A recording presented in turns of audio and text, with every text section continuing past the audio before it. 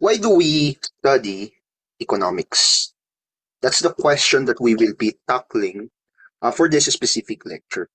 And itong tanong na to would lead us to understand yung pundasyon ng economics. And at the same time, it will give us a better appreciation on why we are studying agricultural economics in connection to agriculture.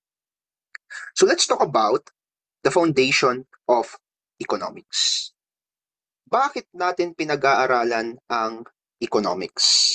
So there are actually three concepts that we need to understand before we can answer this question. First off is the concept of scarcity. Ibig sabihin, ang mga economic resources natin like land, labor, capital, and entrepreneurship ay scarce or limited. Nauubos po yan. Remember our discussion on free resource at saka free and economic resource? All of our economic resources are scarce. So dahil scarce ito, dahil kulang, dahil nauubos itong mga resources na to, us, human beings, are now faced with the second concept, which is a choice. Kung ang mga resources na to ay nauubos, ang tanong sa atin is, paano natin i-allocate yung mga resources na to in such a way that it will be efficient for everyone? Okay? So there's a choice to be made on how to prioritize yung scarce resources natin in terms of distribution, in terms of maybe using it para mag-produce ng panibagong produkto para sa community. But then comes now this third concept of self-interest. Anong sinasabi ng self-interest? Well, this came actually from the theory of Adam Smith, from the classical theory of Adam Smith on a capitalistic economy. So, scarce ang resources, yes, and because of that, kailangan nating mamili, yes, pero ang motivation daw ng pagpili ay laging nakadugtong sa self-interest. In fact, Adam Smith says, and I quote, that producers and consumers, ito yung quote niya, no? By directing that industry in such a manner as it's produced may be of the greatest value. He intends only his own gain, and he is, in this, as in many other cases, led by an invisible hand to promote an end which is no part of his intention. So, ang mga tao daw, okay, nagsisimula lahat ng kanilang pagpili because of self-interest. So, isipin nyo na lang, mayroon kang isang community and doon sa community na yon, mayroon lamang 3 tindera or tindero ng kalabasa. Pare-parehas ang presyo nila, pare-parehas ang quantity na kanilang binibenta. Ngayon yung isang tindero, let's say si tindero A, gusto niya na mas kumita. So dahil gusto niya yun mas kumita, yun na ngayon yung magiging kanyang self-interest.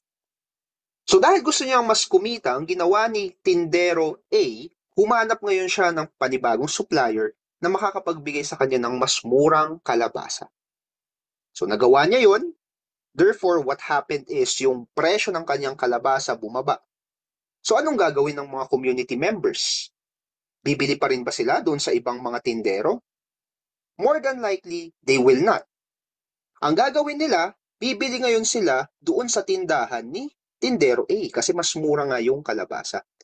So even though nagsimula lahat sa self-interest ni tindero A, mapapansin natin na nagkaroon siya ng positive impact. Hindi lang doon sa kanyang tindahan, but also to the community at large. So yan yung 3 pundasyon ng economics kung bakit natin siya pinag-aaralan. We are looking at why the resources are scarce. How are we going to prioritize the resources, the scarce resources? So that's we will be talking about choices. And how is self-interest affecting the choices that we make in prioritizing yung distribution ng mga resources na to. Kasi tandaan, kahit na scarce ang ating resources, finite, nauubos, ang ating kagustuhan or yung mga wants natin are boundless. Ibig sabihin, hindi natatapos, it is unlimited. And this particular conflict is also the reason why we are studying economics. Kung sana hindi unlimited yung kagustuhan natin, okay, kung sana nakabase lang doon sa available na resources natin, hindi na natin kailangang pag-aralan ng economics. But because our wants are unlimited and the resources are finite, so dalawang contradictory concepts yan, kailangan nating i-prioritize. And more than likely, what happens, especially in a capitalistic market, that prioritization is based off on scarcity. That prioritization is based off on self-interest. Pero sabi nga ni Adam Smith, kahit na self-interest yung nagda-drive dyan, makikinabang pa rin yung buong community in theory, lalo na sa isang capitalistic market. So, because of this problem of scarcity, we are now faced with basic economic problems. The first problem is, kung scarce ang resources, what are we going to produce? So, we need to identify the goods and services here na kailangan nating i-produce. Next, after mo ma-identify yung goods and services na maipoproduce, ilan naman? How much to produce? So, we're talking about here quantity. And then, we also need to time it. So, may timing. When to produce it? Kasi may mga times na mataas ang demand, may mga times naman na mababa ang demand. And if we are going to produce it, paano? How are we going to produce it? So kasama na dyan yung mga processing natin. Kasama na dyan yung processes na gagamitin natin para ma-produce itong produkto. And finally, para kanino? Sino ba yung may purchasing power para bumili ng mga produkto na ito? So yan yung sinasagot natin na mga katanungan, kaya pinag-aaralan natin ang economics sa agriculture lalong-lalo na. Kasi sa agriculture, most of the products there are food products. Hindi naman lahat, kasi meron kang fiber, etc. Pero most of them are food, and that is a basic necessity ng mga tao. And because the food is scarce, we need to prioritize it in such a way na makikinabang lahat. And when we are answering these questions, we are also aiming at a particular goal. And yun yung titignan natin for the next slides. Ano yung iba't ibang mga goals ng economics? First off, the goal is full employment. So that's the first goal. Now, when you say full employment, I'm not just talking here about labor. Hindi lang po sa trabaho, okay? What I mean by employment, we are talking about the resources. So, ang labor ay isang resource. But then again, hindi lang naman yun ang resources natin. Meron ka ring kapital. Meron kang land, which also, part ng land mo is the natural resources. And you have entrepreneurship. So as a country, what we want is that all of these four resources, land, labor, capital, and entrepreneurship, are efficiently employed.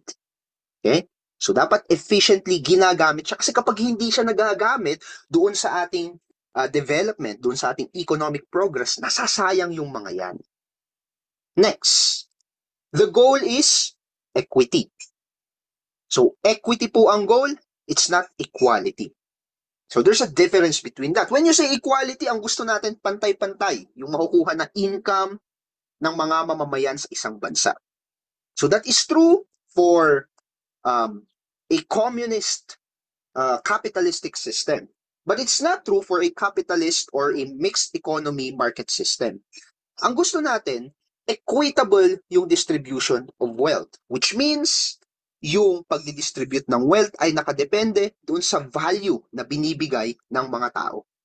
Eh, ang mga tao naman nagbibigay yan ng iba't ibang mga value. So, may variance dun sa value na kanilang binibigay. So, kapag mas mataas yung value mo, it should... Magtitake ka ba ng licensure exam for agriculturist this year? If yes, I believe my course is for you. Enroll now at Learning Agri Withal modular course by clicking the link below.